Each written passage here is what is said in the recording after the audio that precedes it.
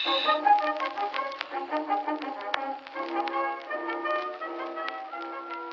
podcast is brought to you by Mercantile and Sundries. Are you tired of carrying around a pack full of useless goods, unable to find the few things you truly need? Do you miss the good old days of being a consumer in a capitalist market? Have you forgotten what it feels like to have a civil transaction in which no guns are pointed at your head? If the answer to any of these is yes, then you need to mosey on down to Mercantile and Sundries for some good old-fashioned bartering. With strong walls, stocked shelves, and a friendly shopkeeper, there's no better place to trade your hard-earned loot. Mercantile and Sundries. Shop, survive, smile. Jack Frost seems to have finally gone home at last, and spring is in the air. However, while the warmer weather may lift many of your spirits, it has also roused many of the hibernating animal populations. In particular, there have been numerous sightings of grizzly bears around the island. We here at the Orca Tribune want to urge you to be careful when traveling in the woods. When possible, stay in groups and avoid isolated or rural areas. In the wake of the collapse of the Blue Battalion, a new group has emerged that promises to bring aid to all Orcan survivors.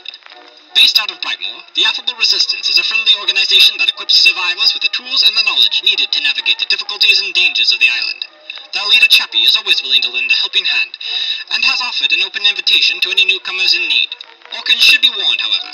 It would be wise to avoid taking advantage of the Affable Resistance's friendly nature. Sources have confirmed that they are under the protection of a particularly potent and less tolerant group on the island. Speaking of taking advantage of others, I regret to inform you that ever since the Blue Battalion was dissolved, the crime rate on the island has increased exponentially.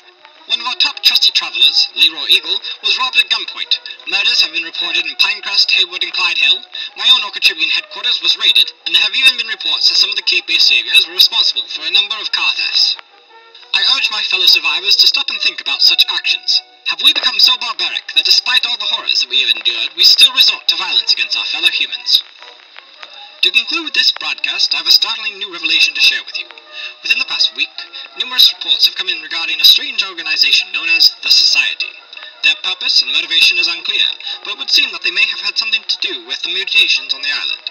Do they know the causes? Are they perhaps responsible for them? Could they even have a cure?